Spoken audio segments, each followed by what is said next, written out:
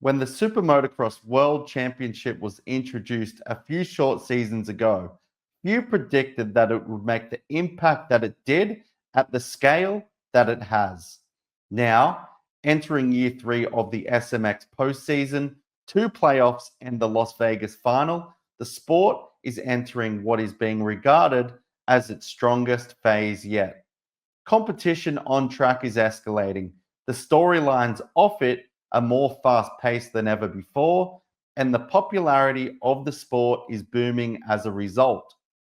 In this on-record podcast, we sit down with Feld Motorsports Public Relations of Supercross Director Sean Brennen to learn more about the underlying benefits of zMAX as we look ahead to the 2025 edition. This is the On Record podcast here on MotoOnline.com. I'm Alex Gobert, and joining me is a special guest, Sean Brennen from Feld Motorsports, obviously the group behind Monster Energy Supercross, the SuperMotocross World Championship as well. How are you? Alex, great to see you, buddy. I am doing amazing. I appreciate your time here today.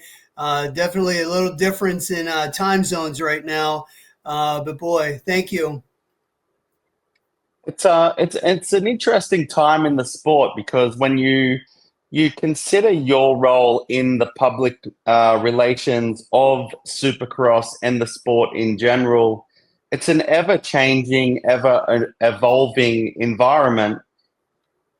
How would you describe your role in the sport? Yeah, it is ever-changing, and when you're talking about media, it changes overnight and is in constant flux all the time. Here in the United States, we are always in competition with the big 4 traditional sports: football, baseball, hockey, and basketball. In addition, from a motorsport standpoint, NASCAR, IndyCar, and then, of course, F1. So we are always in competition, number one, with all of those different sports, here in the United States.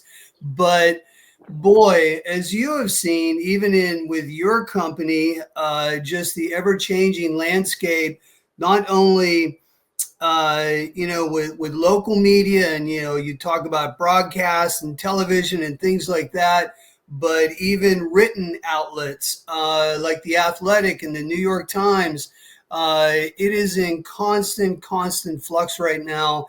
And, content creators and influencers now have to be taken into consideration and put into the mix.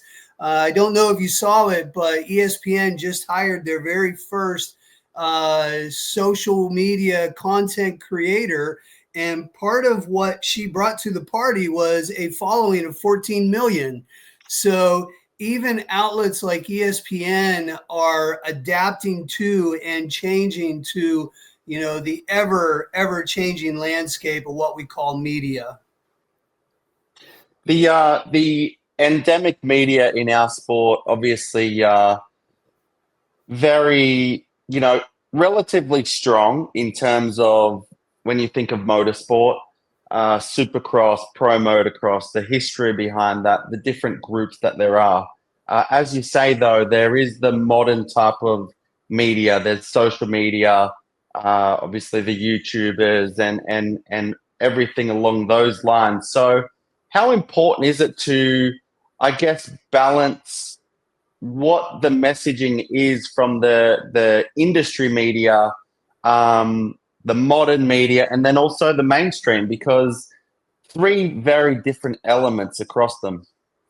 Well, it is. And our endemic, and I like to call it the press corps, they are, the most dialed in of obviously any of the media that we deal with, typically. And that isn't unlike pro sports, whether it's rugby or soccer or cricket or here baseball and football. I like to think of our endemic media as the locker room guys and gals that after a game are, in the locker room with the athletes, getting those quotes and getting, generating those stories after whatever game it is. They're certainly the most out in. They're certainly the closest to the sport. But how media is now created, but now probably even more importantly, how it's consumed has changed so much. And that is something that we as a series, and my job in particular, is having to figure out what that balance is. Just like you say, 5 years ago, podcast, it was all audio only. And so you could treat a podcaster the same as a writer, where they're basically they're reporting, they're watching things in real time, they're getting interviews and quotes after the race, through the race, things like that. But everything now going to YouTube, and there isn't a podcaster out there now that doesn't have the YouTube capability and aren't now trying to maximize that. Prior to COVID, most of our endemic media, and you're probably in this group as well, you had a YouTube channel, but it was idle, right? And so coming out of COVID, most of our endemic media, this is really where you started seeing them do more traditional, like stand-up type things where they're actually trackside and doing a report much in line with like a local broadcaster would do, and or even what we do on our own broadcast. So, with the advent of YouTube, now you have, not only podcasters, but content creators who are personalities in their own right. So, we get a ton of requests, obviously, from endemics, as well as, new content creators coming up. And, we obviously, vet and pay close attention to what everybody is doing so that, our job and my job is always growing the sport. And if somebody is out there that's going to help tell those stories and help grow this fan base, absolutely, we want them part of the press corps. So, no, it's been fascinating, even just the last 5 years coming out of COVID, how much the media landscape has changed, and it's going to continue to change. There are mainstream news outlets all over the world now that they are reporting just on TikTok. They're sitting out in front of whatever the scene may be and just streaming on TikTok. So it is a fascinating world that we are in right now. And the old school writers in a press box is just not. And I always loved seeing, and still do, love seeing a full press box at our events. But the reality is that half of those people that were in the press box before are now running around with cameras doing something that is visual and not written word, which is quite fascinating. Yeah, it's definitely something that that we have to embrace as media, and then obviously as an organizer of a professional sport. I feel like you guys have really embraced it well as well. One thing that when I think of Supercross and SMX, the wider league, the ongoing discussion of what the media want or are looking for, and obviously our requirements versus team and rider land being what are their responsibilities off the track, and how do you balance that? How do you manage the press conferences, especially post-race in Supercross when it's late? Also, the need for going and getting interviews and content beyond the podium. that's kind of something as well that since I've been involved and had the direct connection, it's been an ongoing process to find answers, but it's not that easy. No, it's actually very complicated, and is something that we have not solved yet, but it is, I will assure you, at the top of my to-do list to to fix and figure out. And there has been a lot of debate this off season between different media personalities on recommendations and solutions. Our standpoint on this has always been we just want the best for the sport. And you'll notice that a lot of those post-race interviews are often in the dark next to a trash can as guys are trying to leave the race, and it just does not look and or sound in most cases professional. So our standpoint is always the best for the league, the best for the athletes foremost, the best for the athletes. We shouldn't have our $1 million, top tier superstar standing next to a garbage can in the middle of a field. That should never, ever happen. Now, you balance that with, yes, the need for stories, and the real, journalists and storytellers obviously want to go beyond the podium and the top three. And we totally understand that. So it has really been a struggle on finding the right balance, especially in Supercross, where a lot of those events are, ending quite late. And, that is always going to be a challenge. We don't end at 5 o'clock in the afternoon where it's convenient for everybody. Mostly everybody is going to be they're debriefing with the team anyway, and then just, grabbing dinner, going back to the hotel, and then flying out the next day. So the timing of Supercross really does become a challenge. But as you know, we have now changed a lot of those East Coast races to be more in line with prime time. So it's not as late as it once was. But the top three, and I would say that, our press conferences, everybody knows the routine now. You as media, as well as all the teams, it's a well-oiled machine. The balance now is figuring out how to tell all of the additional stories in between position 4 and 22. And we get it. There are a ton of storylines, especially if, one of our stars, Jet or Hayden, ends up having a bad race and comes in 4th, comes in 8th, comes in 10th, whatever the case that is. There is usually a story underneath that everybody wants to get.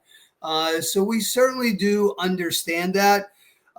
Currently, if you look at other, sports, MotoGP, F1, the media corral, they're very organized and they function very, very well.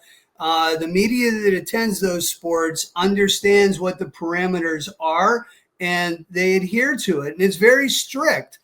And that's where we need to get to. And we need our media to play within those rules. And, part of our issue is because we have had these rules in place for the last couple of years, but personal relationships end up dictating, well, you know what, I do know so-and-so, and I'm just going to go and interview them. So it has been very challenging from working through those relationships, number one, to it being late, number two, athletes that don't have a very good night in a very good race aren't really wanting to chat anyway. So you even have that component that is a part of all of this. So what we're working on right now is creating a professional environment, number one, that looks much like our press conferences do, where you can walk into a room that will be more than likely adjacent to where the press conference is, that will look professional and will be a pro corral. And the expectation will be for the media after the race, you go to the press conference and then you go to the media corral. And we will work with the teams and the OEMs to ensure that the athletes come to this place, that we will all meet in a professional environment for a designated amount of time. And that is it. So that is what we're working on and working towards. And if you look at other sports, here in the United States, as I mentioned, the locker room press corps, those guys and girls, they get, maybe 15 minutes after a game, and there's only 5 players that they're allowed to talk to. And there's a person there from the organization that is managing all of that. And once that window closes, there's nowhere else to go. You go here to the locker room for 15 minutes, and when it's done, it's done. I don't know how much like NFL you follow, but I will give credit, to our athletes. Our post-race interviews, even in whether it's one-to-one in a corral situation and or on the press conference. If you're the starting quarterback for a team, typically after the game, they will do something for TV from the field. Usually you'll have your quarterback or your skill player, whether that's a running back or wide receiver, or, maybe it's a defensive back if they, caught an interception and won the game. But the TV broadcast usually closes with them, and that's usually 90 seconds, and then they hit the locker rooms. And then after the game, they all start with the head coach, and literally it may be 4 minutes with the head coach. Then you bring in your quarterback, somebody from the defense, somebody from the offense, and that is it. And typically those interviews are very, very quick. They really typically don't have any color, and really do not get into any subject matter. So, our guys, and I know that, fans sometimes give them a little bit of heat, but I would say that our athletes are much, much better at not only giving you time, but giving you way, way more than just a soundbite like pro athletes, especially here in the United States with football, baseball, and hockey. I know that other sports, they are more colorful in some areas, but our biggest thing is, wanting to really find a balance between your needs and the needs of the athletes and teams, and making sure that everything that is done in a pro way that makes the sport look the best that it can look. Yeah, I agree. I mean, I think it's been, in terms of access, quite good. Some areas, I mean, it's kind of comes down to the way that you utilize the opportunities. I think there's a lot in that. Some sports, they don't necessarily, some motorsport, obviously, you mentioned MotoGP, that kind of thing. It's almost difficult even to get a video camera on the athletes, unless you are the promoter. So yeah, I agree that the access in zMAX is super helpful, super impressive, and could do with some refining, no doubt, as we say. But yeah, I think it's good. When I think of you onto a different, we have a 14-acre locker room, as I like to say. And yeah, it is very, very hard to manage a space that big. And, I will say that, F1, MotoGP, they are pretty much on lockdown all the time, as well as other pro sports for sure. And we do have an unprecedented access in our sport, which I think is amazing. And the fans love it.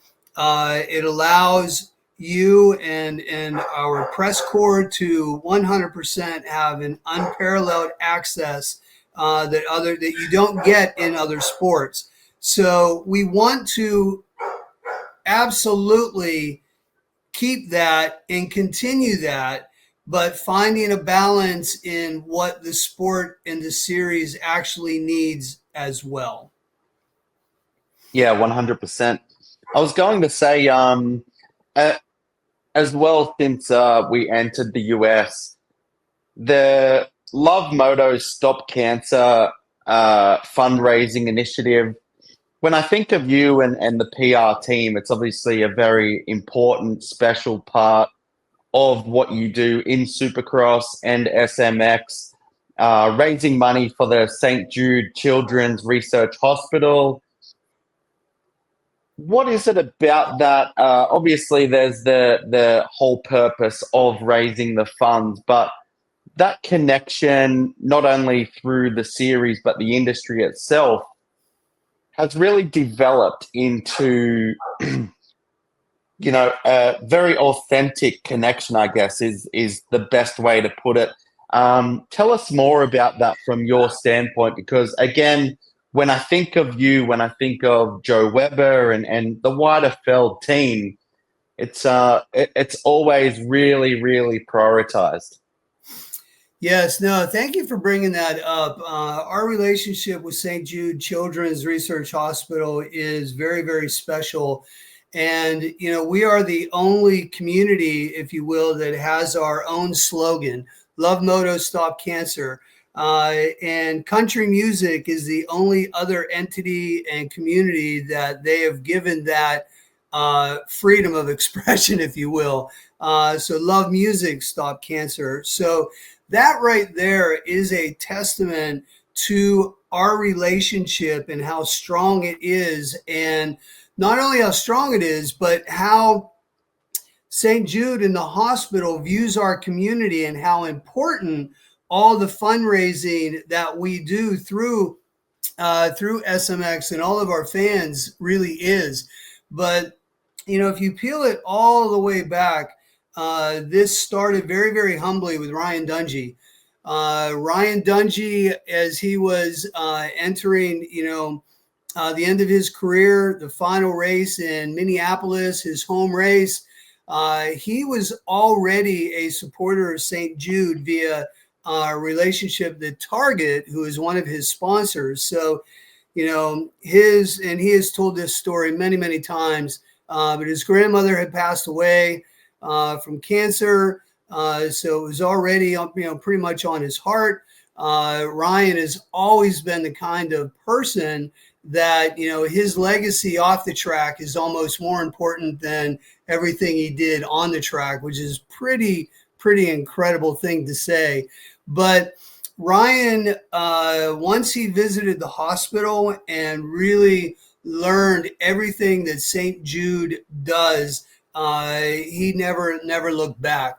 So for us, he came to us and, asked, hey, is there something that we can do in Minneapolis and, raise some money for St. Jude? And we're absolutely all in. That very first thing we did was a very simple text to donate campaign, and Fox actually created a t-shirt. So this is before we were doing the St. Jude shirt. And Fox came up with a really nice t-shirt. And during the live event, we of course promoted it. We talked about it throughout the race, and just the live event audience that night, we ended up raising like $25,000. And that really, kind of set everything into motion. Like, wow, that was really powerful. There is a lot of good that we could be doing here. So that following off season, Ryan, myself, Steve Yaros, Dave Prater, a whole group of us went to St. Jude. We had brainstorming sessions, and, a lot of what we're seeing now today is, were ideas that we started 7-8 years ago that we initially talked about. But, we are a family sport first and foremost. And so when you talk about children and cancer, that is why, this really fits with us so well as an overarching philanthropy for the overall sport. So, I still give a lot of credit, to Ryan. He is still very active with his foundation, the Ryan Dungey Foundation. Everything he's doing with All Kids Bike and St. Jude Children's Research Hospital, those are the two entities that he still supports fully. And then for us, my goodness, again, I can't thank our community enough. And of course, our media for continuing to put this in the spotlight. But, the pillar campaigns last year have grown from the Text to Donate t-shirt campaign, which we've had 2 different t-shirts this year, one for Supercross, one now for Pro Motocross. The Ken Roxon bike giveaway, which that alone raised $200,000. Think about that. Ken Roxon, It's insane, and Suzuki raised $200,000 through their bike giveaway campaign alone. Rocky Mountain has stepped up very, very big. We now have a golf tournament. So we just had our second golf tournament. So, and then of course, one of the major fundraising campaigns is the online auction. We dedicate a race every year to the cause and to St. Jude. So all of these, I like to call them, tentpole moments. And we are looking for these tentpole milestone pillar kind of creating fundraising moments throughout the season that, fans can expect, fans can look forward to, and know that they're coming. The interesting thing is that, we obviously have a lot of different partners and sponsors that are part of the sport. And the more things that we do, the more they want to get involved in doing things as well, which is just an amazing, amazing thing. We haven't announced it yet, but I'll casually, announce it here that we're close to have raised $3 million. So that was close to $700,000 just last season, or this season that we're still in. For the zMAX rounds, the Text to Donate campaign will be open again. We'll have the Supercross t-shirt available.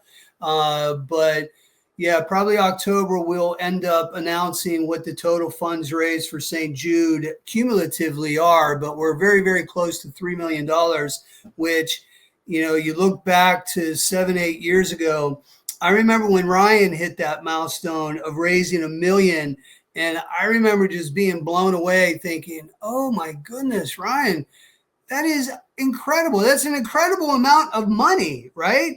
And for us to be now sitting here, and being, triple that amount, which, it's one thing that Ryan doesn't talk about, but if he had raised $1 million, up to 2018, I can't imagine how much he has raised for the charity in the subsequent 7 years. So I know that the amount he has raised is probably much more than that as well. So, huge congratulations to Ryan, everything that he is doing through his foundation.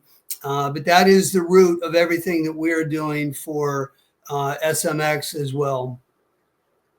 Yeah. I think it really, when I think of the media schedule, when you anticipate what's to come, there's the schedule in terms of the series being Supercross, and then the venues for zMAX. There's the broadcast information, there's the track maps, and also among that, you just know that the initiative with St. Jude is, something that we also like to take seriously. But yeah, it's really, like I said at the top, it's authentic in the way that it's delivered. And so really, congratulations to you guys. I wanted to touch on it just because it really does stand out, for me. It has from the start.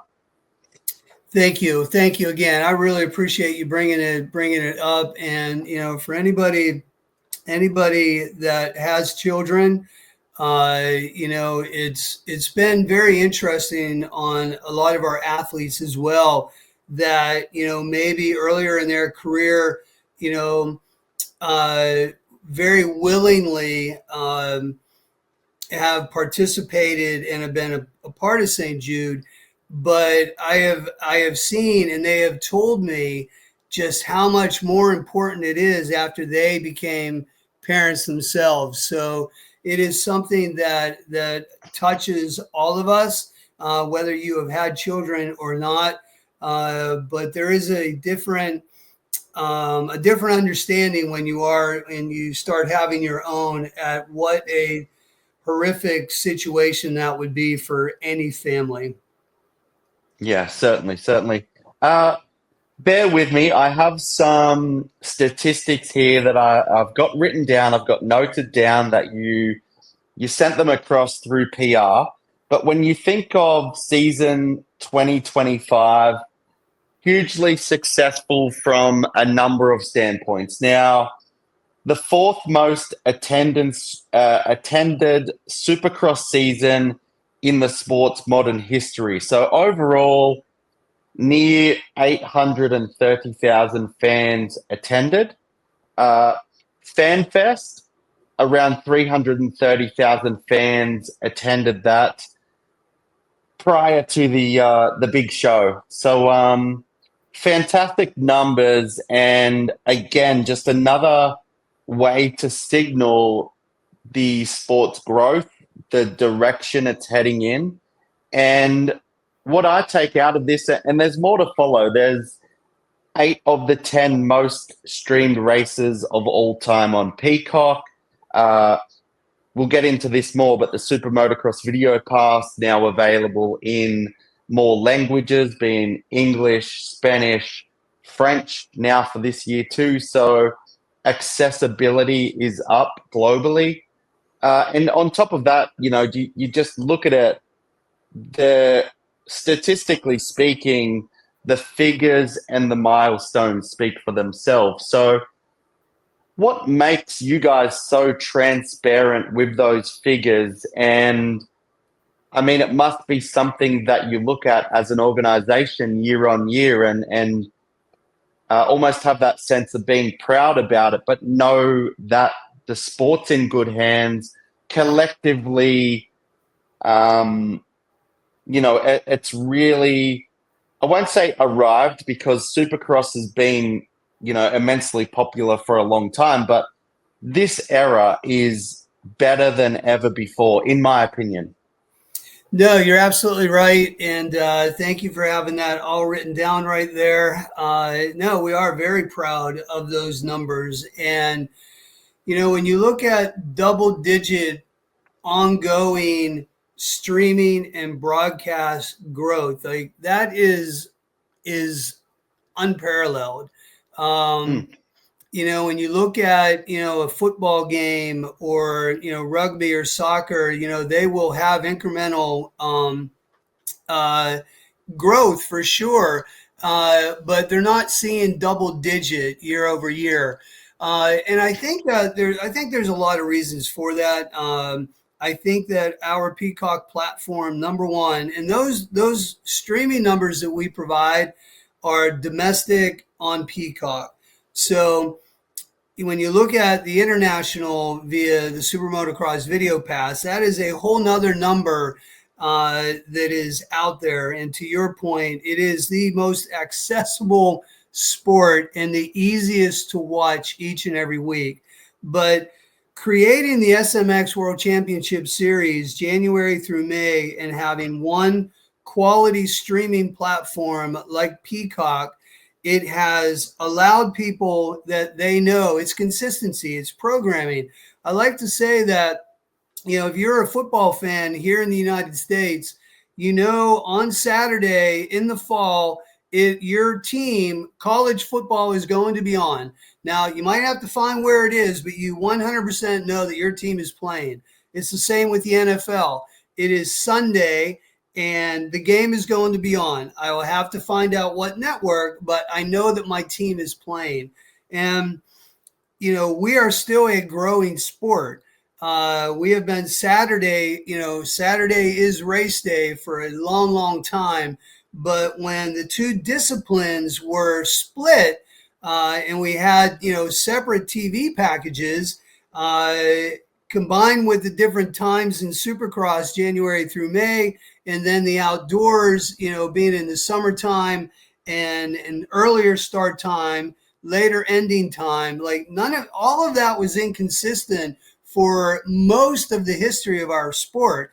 So it's only been recent in the last 3 years since we created the entire SMX World Championship that everything is consistent now on one platform, and everybody, not only from core fans, but new fans, know where to go to find us and watch us. And my goodness, there is nothing easier than this right here.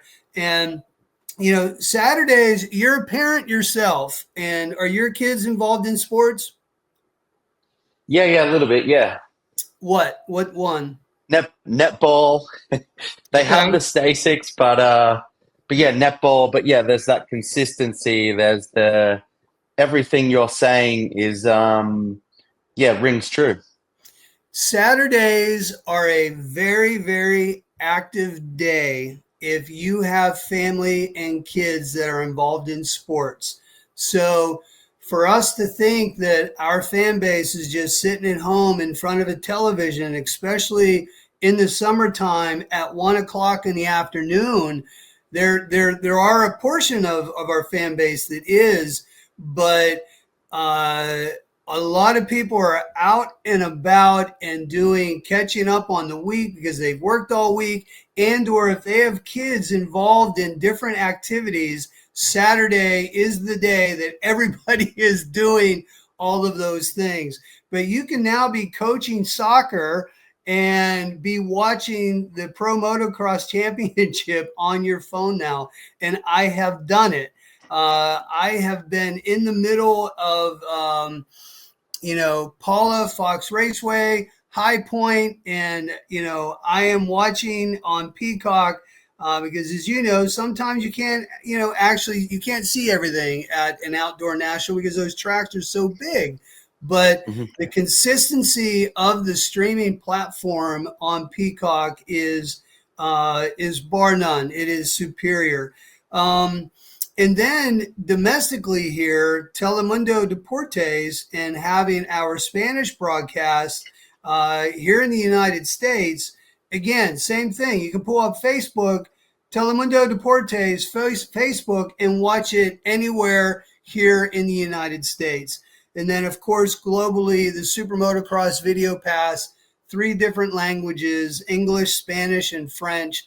It is quite incredible. And, the Spanish broadcast really was the blueprint for us to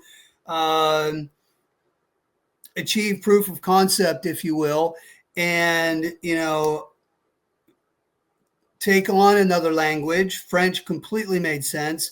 But we are now looking at additional languages as well. So we'll definitely be expanding that portfolio and offerings, which is just incredible when you talk about the accessibility and viewability to our sport. And then back to attendance numbers, I'm always amazed at, here, and I'd imagine rugby, do people tailgate in rugby? Not like to the extent of what you see in America, but Yep. I mean, I was going to mention that is there's two things that come to mind. Is Supercross itself has probably this rare benefit that actually being at the event, being at the stadium, and witnessing and experiencing the sport in that manner is actually still better than the TV product. Very different, obviously, but still Yeah. very, very good. Um, to the extent that race day live and the rest of it, you experience that at the event itself. But then, as you say, the tailgating, the pre-event festivities, the fan fest itself, which is something we've spoken about.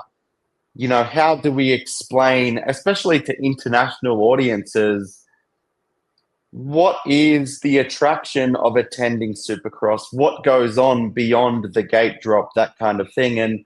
And I think that's what comes to mind is while the streaming and broadcast numbers are exceptional, there's nothing like attending a Supercross still.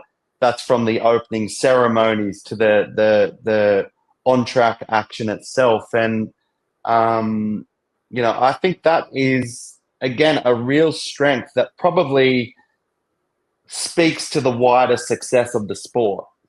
Yes, no, 100%. And, we call it Fan Fest because it really is a festival for the fans. There is no better word that really describes what it is. Here in the United States, college football, the term tailgating, you show up early, you bring your grill, you bench race, if you will, amongst your friends. You bring your favorite beverage, but it's really all on you. NFL, same thing, tailgating. Baseball, not so much. Most people go to a baseball game and they show up maybe 30 minutes prior to the first pitch and, just want to get in the venue, get to their seats, grab a hot dog, grab a drink, and then we're watching the game. This week, I was just in St. Louis with Austin Forkner. He actually threw the first pitch at the St. Louis Cardinals game. And really the only thing for fans to see is whatever celebrity they have doing the first pitch and in batting practice. So they do have the two teams out there. They're, just warming up a little bit with batting practice, but that's it. You go to an NFL game, it's the same thing. An hour before kickoff, you'll have the teams out there stretching, doing warm-ups, but that's it. So for fans to be able to show up, at 12 o'clock noon to Supercross or SMX and, take in all of the activations that our partners create, beginning with Monster Energy, but extending to Alpine Stars and Oakley and Stasic and Kawasaki Electrodes, and, where if you have little kids, they can get on a bike. They can actually be ingrained in doing things. And that's really with FanFest, it's about engagement. It is providing that full family and core experience that while qualifying is happening inside the stadium, there is a full boat of things to be doing outside the stadium. And that is really to attract, really every demographic. We like to say that there is something for everybody. And if you're a core fan, as you know, you're going to be inside the stadium watching qualifying, bar none. And then you're going to go right out and see, we just saw Austin Forkner come off the track. Now I got to go see his bike and see if they're making any changes to it, right? And that is a huge, huge part of the access and what our fans love. But, if you have 3 kids like you do, you may have 2 daughters that are into Jetson donuts. Like, where can I get those donuts, Dad? And guess what? We have something for them as well. We have the Monster Energy video game. If your kids are into video games, or maybe they haven't ridden a Stasic or been on any kind of a bike or an electrode. So the whole design around FanFest is that right there to engage our fans on a much deeper level. And as much, tailgating is not even the right term because it's not. It's a completely different thing. But other sports do not provide the kind of, festival atmosphere and sponsor and partner integration like we do at our sport. And I think that is, when we talk about the Supercross or SMX experience, that is what we're talking about. It is the desire to come down early and be a part of everything all day. And, again, when we talk about access, being able to, and the lines are long, especially for, Jet Lawrence, the Lawrences, their VIP experience, the Degans, Hayden Deegan, like those lines, I look at them and I'm blown away. But still, Eli They Tomac, start early too. they start early. It's incredible. But access to our athletes is still bar none. And meeting the stars of the sport, grabbing an autograph. I mean, all of that is completely unprecedented from other sports and really is the overall experience of SMX and Supercross for sure. Yeah, it's no, I agree. I mean, again, just for us as media, it's really unique because we're at the event and we have the objective and the goals that we're setting as media. But again, we've probably got some of definitely the best access, but some of the best seats, the best opportunities, and obviously relationships as well.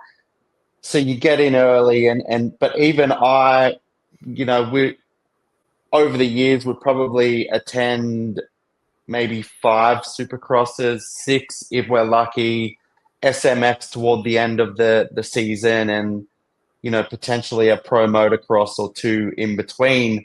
But again, just the buzz never really wears out. And from city to city, it's quite consistent as well, which I think is, again, it's such a big industry beyond the mechanics, beyond the team managers and personnel. There is this wider industry and group ecosystem that brings it all together. So yeah, you're definitely right there. I wanted to speak about SMX, which was the league was introduced officially in 2023. So that was the first season. We're going into the 3rd year of playoffs now, into the final as well. On that, when you think about the introduction, the anticipation, the uncertainty, consider all of that and then how it's received now, I don't think it could have gone much better. I mean, there was a lot to learn, but realistically, when all of these great minds came together, what started out in year 1 was quite close to being the product that we never knew that we needed, but we obviously did. Yes. I love how you put that. It's so true. Yeah, I think that, we've talked quite a bit, and it's pretty well documented as to the reasons why this all came together and needed to come together. It's really 2 disciplines, but it's the same sport. I think year 1, we had a very, very good plan going in. And I think that we had a good idea of what we hoped that it would be. And I think that we, proof is certainly in the pudding, because everything is, you going through those statistics is on the rise. So everything from attendance to, even, challenging the teams and the athletes, with the track. When we introduced the idea of a SuperMotocross track or a hybrid track, first year we got a lot of Monster Energy Cup stuff, right? And I think that, year 3, the fans and, everybody should know, like, really what we're trying to create there. And that is not easy to execute, right? It's not easy to execute. But I think that we have done an amazing job at that. There have been some tracks that are more Supercross inspired. There are some that are more motocross inspired.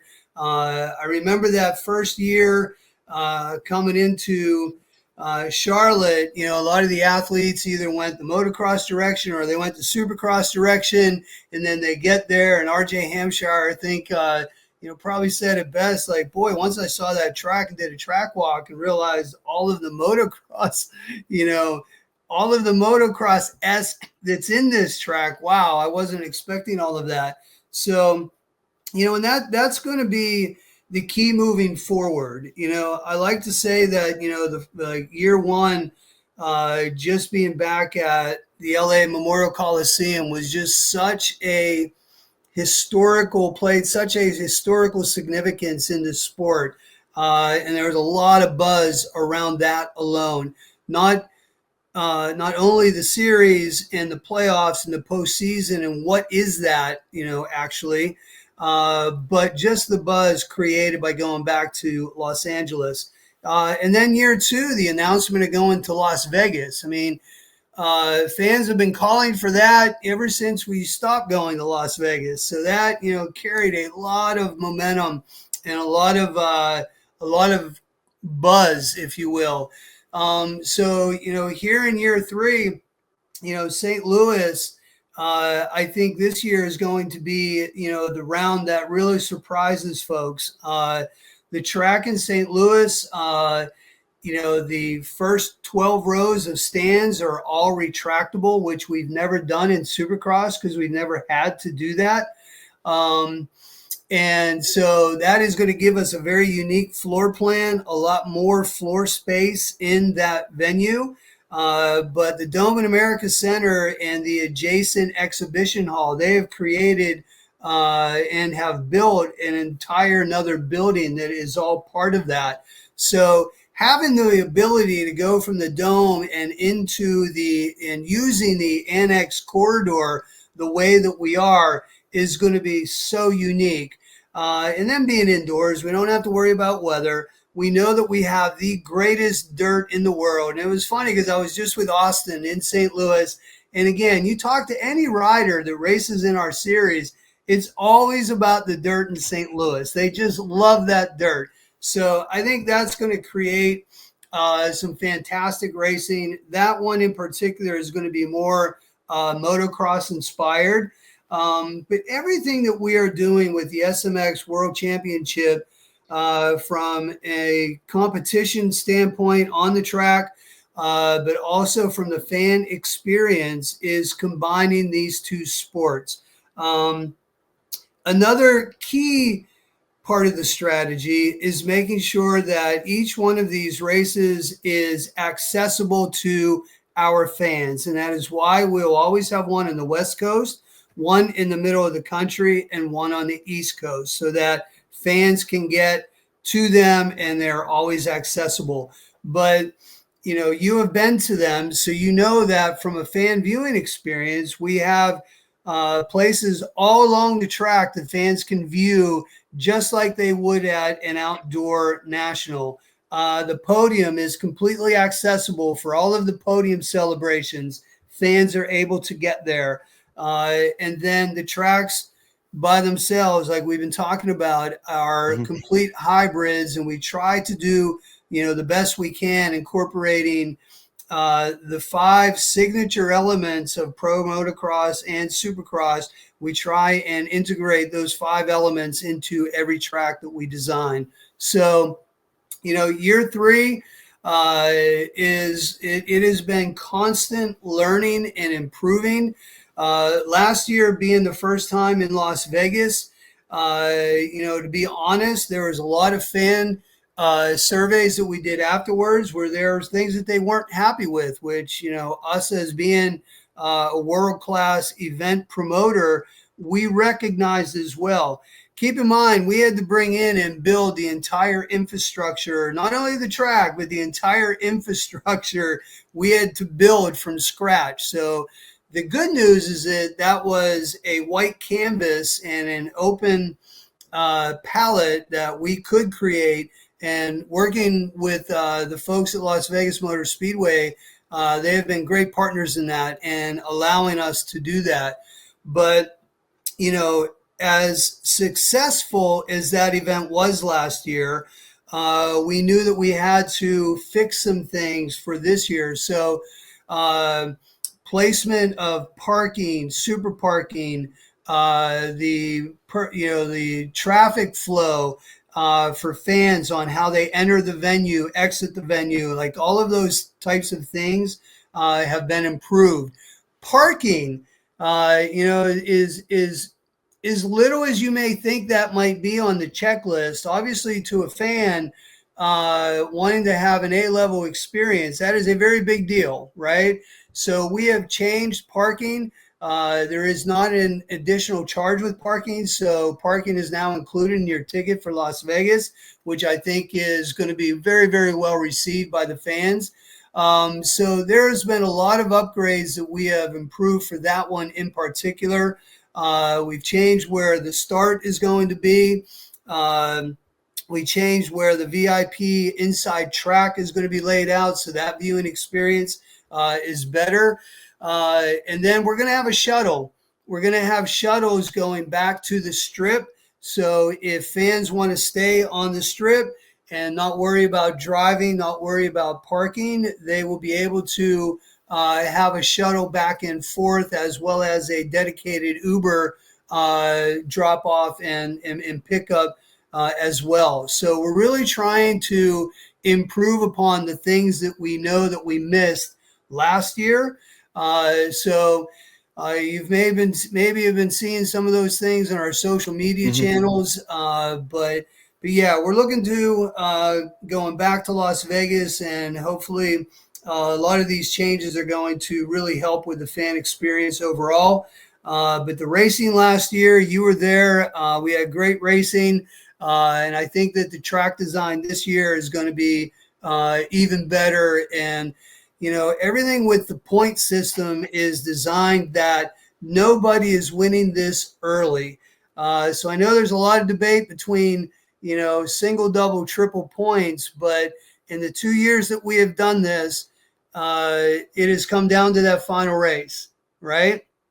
I will ask you, it has come down to that final race. Like, we're not sitting at playoff 2 and we already know who our winner is. And so, things like the point system and some of these things, we're only year 3 in. So we are very, very young in our age development here. And a lot of core fans, they understand the single points. A lot of fans still love that and want us to do that.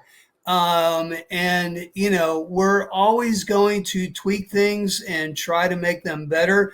But right now, from our standpoint, the point system is working and making sure that we're going down to that final moto before, crowning a champion.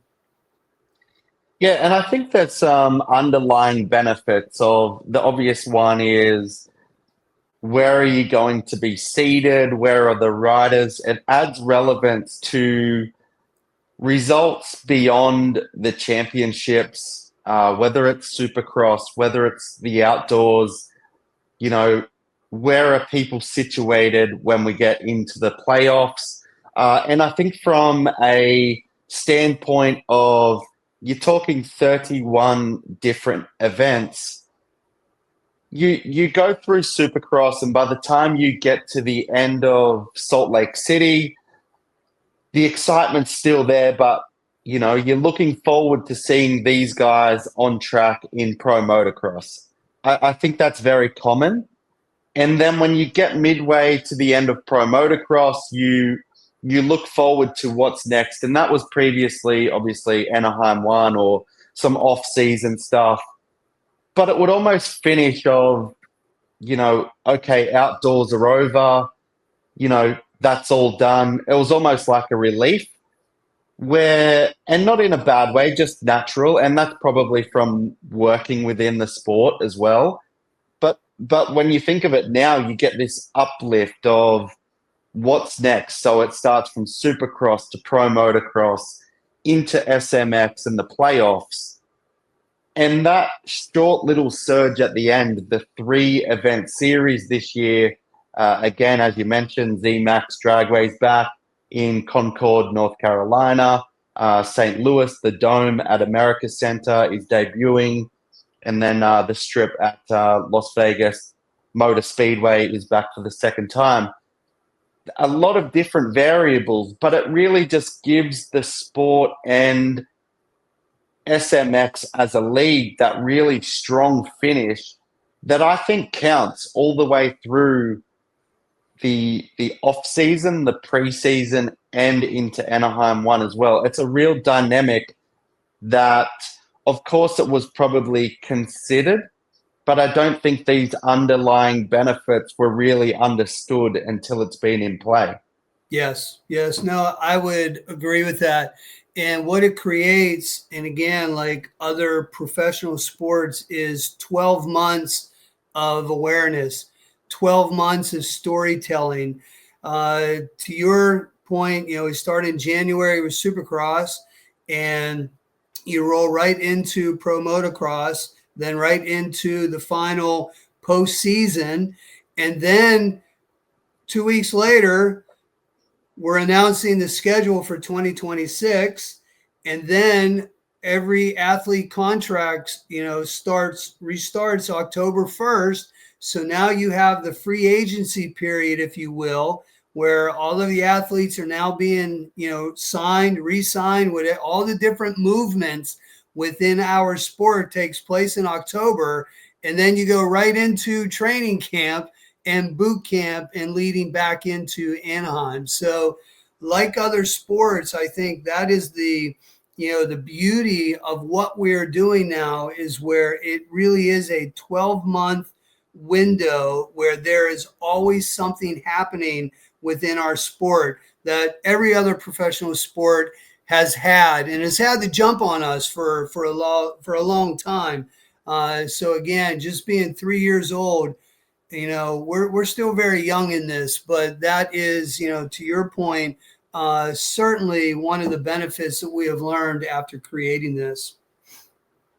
Yeah, I think it's the even just down to the terminology. I mean, us as media or the broadcast or the fans or social media is, how do you reference SMX? It's not just these 3 races at the end. It is the big picture. And I think now commercially, we just had the Monster Energy announcement for begins next year. That's correct. Yeah. Yep. Yes. As the title sponsor of the SuperMotocross World Championship, still the title sponsor, the naming rights of Monster Energy Supercross, as it has been for so long, and then the official energy drink of Pro Motocross 2.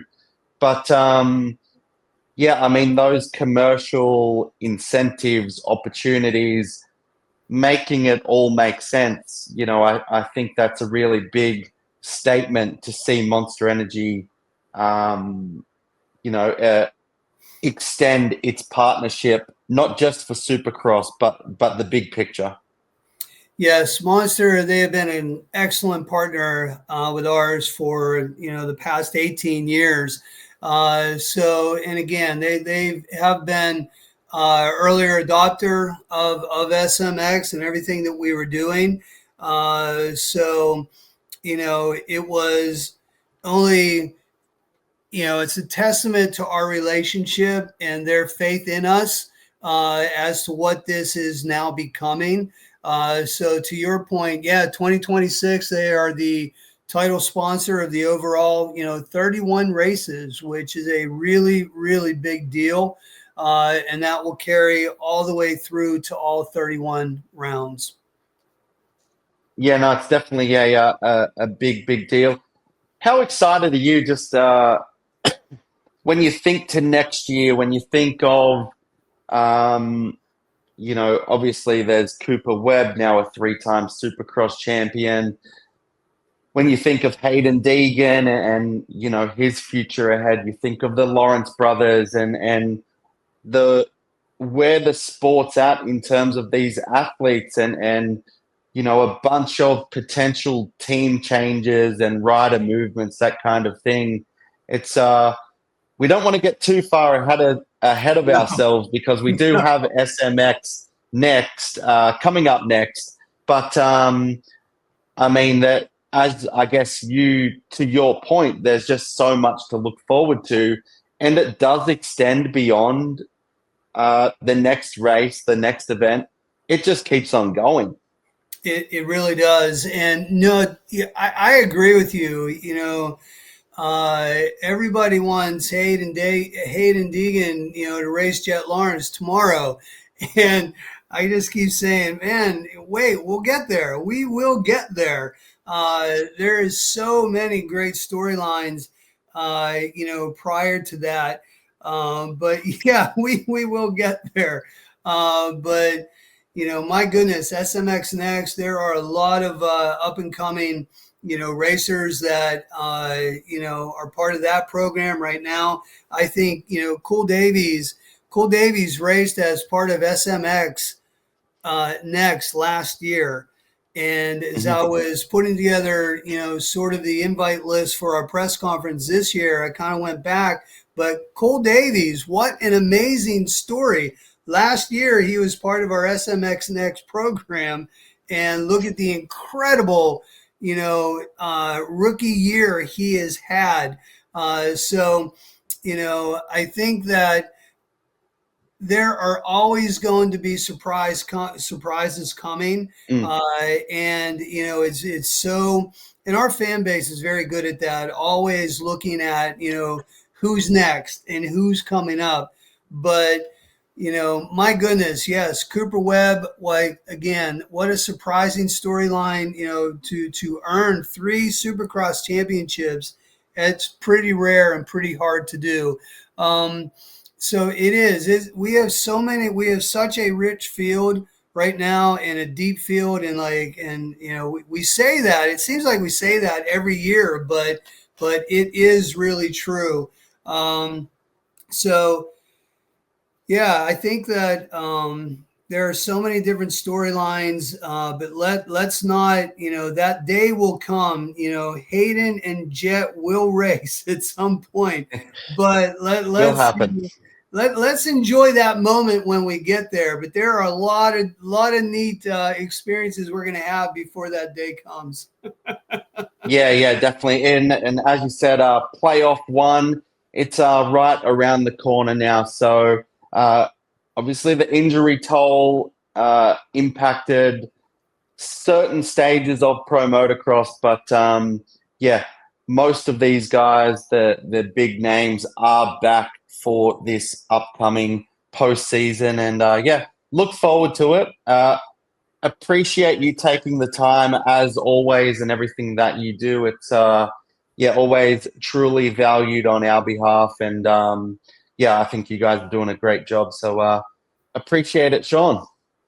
Alex, thank you. We're really looking forward to, well, our final weekend. I'm not sure when you're going to publish this, but our final weekend, it's not an off weekend, as everybody is obviously still working, but getting back to racing next weekend, as you mentioned, playoff 1 in Concord, playoff 2 in St. Louis, and then the World Championship final in Las Vegas, which I believe you will be there. So I look forward to seeing you there, and appreciate your time today. Thank you.